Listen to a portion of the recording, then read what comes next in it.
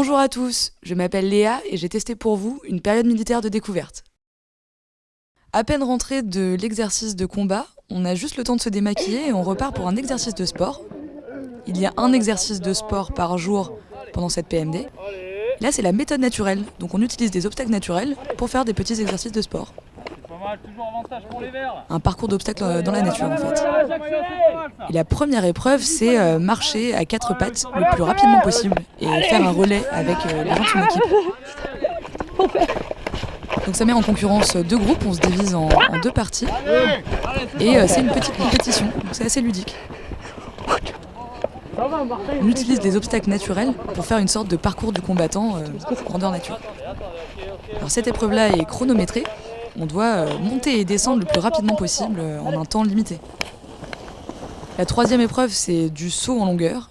En fait, on se sert des performances de ses camarades pour aller de plus en plus loin. Et l'équipe qui va le plus loin possible a gagné. Certains y mettent un peu plus d'entrain que les autres. Ok, c'est bon ? Parmi toutes ces épreuves, il y a des épreuves qui sont plus amusantes que d'autres, et des épreuves qu'on connaît d'ailleurs, qu'on a pu faire en dehors de l'armée. Alors là, on va voir les maîtres de chiens. Donc visite au chenil, on voit le type de chiens qui sont utilisés pour l'armée de terre, et on a droit à une petite démonstration. Donc un maître de chien se fait passer pour une victime, avec un équipement adapté évidemment, et on peut voir comment un chien bien entraîné depuis plusieurs années réagit face à une situation d'urgence. Et on constate qu'ils sont très très bien dressés. Alors dès qu'il est immobile, le chien s'arrête, et dès qu'il bouge, le chien recommence à le mordre. Quand son maître l'appelle, il lâche tout et il va rejoindre son maître. Alors là, c'est une démonstration d'attaque.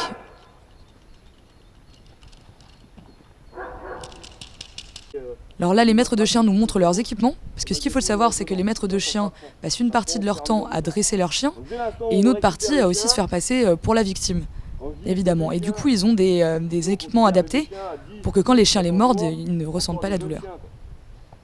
Ils ont aussi des équipements spécifiques aux chiens pour les entraîner à mordre. C'est de la toile, une espèce de toile de jute rembourrée. On va lui apprendre à mordre tout simplement la... Alors l'après-midi, on nous présente le VBCI, donc le véhicule blindé de combat de l'infanterie.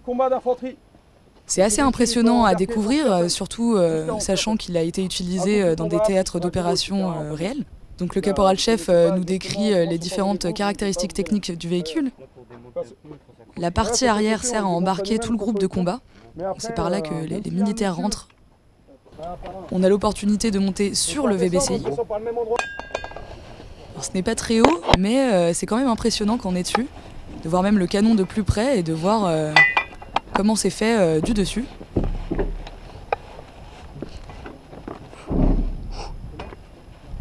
On a même l'opportunité de pouvoir se mettre à la place du pilote.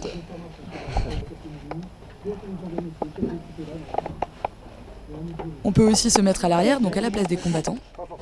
Et là, on en profite pour discuter un peu, pour observer un peu tout ce qu'on a autour de nous. C'est un après-midi plutôt détendu.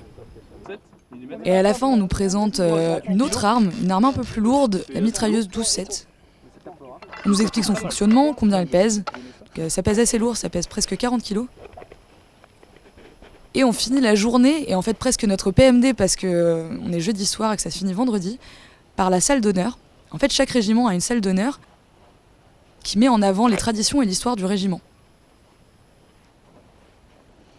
Donc on en profite pour s'instruire un peu sur l'histoire du régiment, c'est le moment un peu émouvant de la semaine. Et c'est fini pour la dernière grosse journée de la PMD.